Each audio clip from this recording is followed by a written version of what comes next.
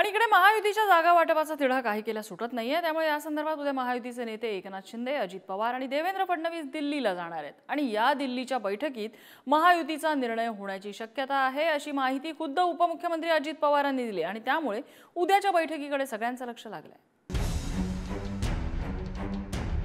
जिंकण्याची क्षमता भाजपच्या या कठोर निकषामुळे महायुतीतील जागा वाटपाचा पेच फसलाय।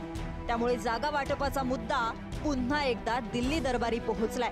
उद्या गृहमंत्री अमित शहा, भाजपाध्यक्ष जे.पी. नड्डा, मुख्यमंत्री एकनाथ शिंदे, उपमुख्यमंत्री देवेंद्र फडणवीस आणि अजित पवार यांच्यात चर्चा होणार आहे। मित्रपक्षांना अधिकची एकही जागा सोडण्याची भाजपाची तयारी नाहीये, अशी माहिती आहे। अधिकच्या जागा दिल्यास तिथे पराभव होण्याचा धोका असल्याचं भाजप नेतृत्वानं शिंदे अजित पवारांना सांगितलं। भाजपनं केलेल्या सर्वेचा हवाला अमित शहांनी शिंदे आणि अजित पवारांना दिला। अधिकच्या जागा मिळत नसल्यानं एकनाथ शिंदे आणि अजित पवारांकडून भाजपला प्रस्ताव, काही जागांवर आमच्या पक्षातून सक्षम उमेदवार देतो, त्यांना कमळ चिन्हावर लढू द्या, त्यामुळे आपल्यातील एकता टिकून राहील, असा प्रस्ताव शिंदे अजितदादांनी दिल्याची माहिती आहे। माझी विनंती आहे की 2 दिवसातच तुम्हाला ते सगळं कळेल।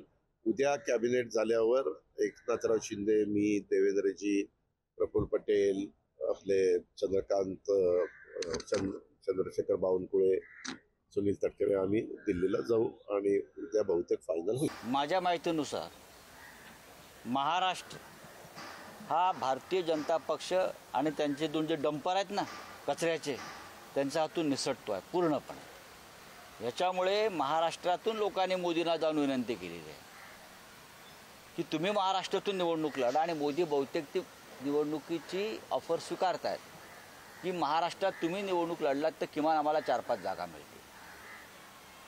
आणि मोदींच्या डोक्यात असं आहे की गडकरींचं तिकीट कापून नागपुरातून लढावं किंवा पुण्यातून लढावं। महाराष्ट्रात महायुतीत जागा वाटपाचा तिढा न सुटल्याने अमित शहा यांना त्यात लक्ष घालावं लागले। महाराष्ट्राच्या दौऱ्यात त्यांनी एकनाथ शिंदेंसह अजित पवार या मित्र पक्षांच्या नेत्यांशी चर्चा केली होती, पण त्यानंतर देखील मार्ग निघत नसल्याने अखेर शुक्रवारी दिल्लीत अमित शहा यांनी बैठक घेतली। मात्र दिल्लीतील पहिल्या बैठकीत देखील तोडगा निघालेला नाही। शिंदेंकडील विद्यमान रामटेक, यवतमाळ, वाशिम, हिंगोली या 3 जागांवर भाजपचा दावा आहे। 2019 मध्ये शिवसेनेने लढवलेल्या रत्नागिरी, सिंधुदुर्ग, दक्षिण मुंबई, धाराशिव, संभाजीनगर या जागांसाठी भाजपा आग्रही आहे। परवाच्या दिवशी जी दिल्लीमध्ये बैठक झाली त्याच्यामध्ये अत्यंत खेळमेळीच्या वातावरणामध्ये समन्वयातून आणि महाराष्ट्रामध्ये 45+ जागा जिंकायच्याच या निर्धारातून आमची त्या ठिकाणी चर्चा झाली। बहुतांश बाबतीमध्ये जवळपास 80-85% त्या ठिकाणी सगळं पूर्ण झालेलं आहे। तिन्ही घटक पक्ष प्रामुख्याने शिवसेना, भारतीय जनता पक्ष, राष्ट्रवादी काँग्रेस पक्ष आणि आमचे 9 इतर घटक पक्ष आम्ही अतिशय व्यवस्थितरित्या या संदर्भामध्ये पुढची वाटचाल त्या ठिकाणी करणार आहोत। पण काही हितसंबंधी काही पक्ष जाणीवपूर्वक या संदर्भामध्ये एक वातावरण निर्माण करण्याचा प्रयत्न करत आहेत। 100% तोडगा निघेल। आमचं काय महाविकास आघाडीसारखं नाही, सगळ्यांना जबरदस्तीने एकत्र आणून मोदी साहेबांना विरोध करण्यासाठी म्हणून एकत्र आणलेलं आहे, तसलं आमचं काही नाही। आमचं एकच आहे, देशाची प्रगती झाली पाहिजे तर मोदी साहेब पाहिजेत आणि मोदी साहेब हवे असतील तर सर्वांनी एकत्र राहून काम केलं पाहिजे, हा आमचा स्पष्ट निर्णय। एकीकडे जागा वाटपाचा पेच कायम असताना शिंदेंच्या शिवसेनेकडील शिर्डी लोकसभा मतदारसंघावर देखील भाजपने दावा ठोकलाय। भाजपच्या स्थानिक कार्यकर्त्यांनी विद्यमान खासदार सदाशिवराव लोखंडेंविरोधात नाराजीचा सूर आवळलाय। दरम्यान शिर्डीतील कार्यकर्त्यांच्या मागणीला राधाकृष्ण विखे पाटलांनी समर्थन दिला। त्यामुळे सदाशिवराव लोखंडेंना उमेदवारी मिळणार का, हा देखील प्रश्न आता निर्माण होतोय।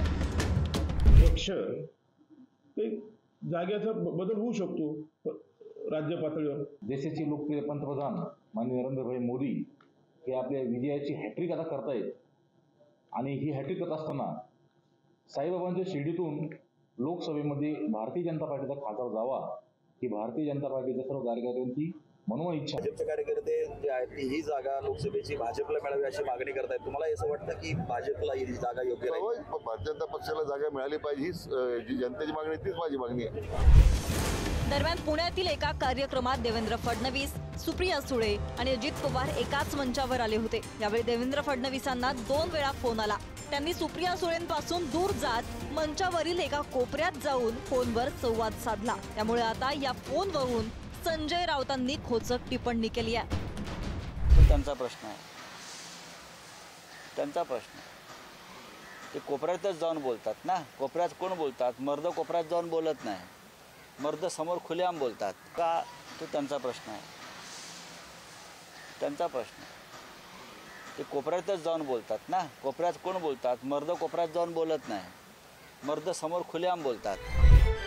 एकनाथ शिंदे, अजित पवार रिस्क घेऊन भाजपासोबत आले असले तरी जागा वाटपाबाबत त्यांची फरफट होत असल्याचं बोललं जात आहे। 2019 मध्ये लढलेल्या जागा तर दूरच, विद्यमान खासदार असलेल्या जागांवर देखील भाजपनं दावेदारी ठोकली आहे। त्यामुळे प्रत्यक्षात जागा वाटपात एकनाथ शिंदेंसह अजितदादांना किती जागा मिळणार याकडे राज्याचं लक्ष लागलंय। ब्युरो रिपोर्ट, पुढारी न्यूज।